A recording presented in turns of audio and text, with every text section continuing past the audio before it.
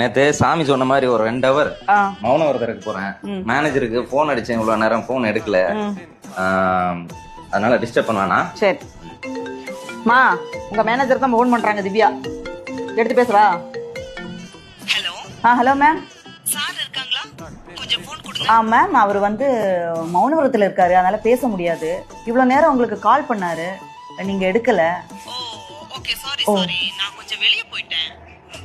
எவன் கூட போனீங்கன்னு கேக்குறாங்க. ஹலோ மேடம், நான் எம்டி கூட பேசிட்டு இருந்தேன். அவரை தப்பா பேசலாம்னு சொல்லுங்க. உங்க எம்டி வாய மூடிட்டு சொல்றாங்க. What nonsense. உங்களை 2 ஹவருக்கு வந்துட்டு போக சொல்றான் மேம். அவன் அறிவில்லாத ஆளுக்கு என்ன பேசுறாரு?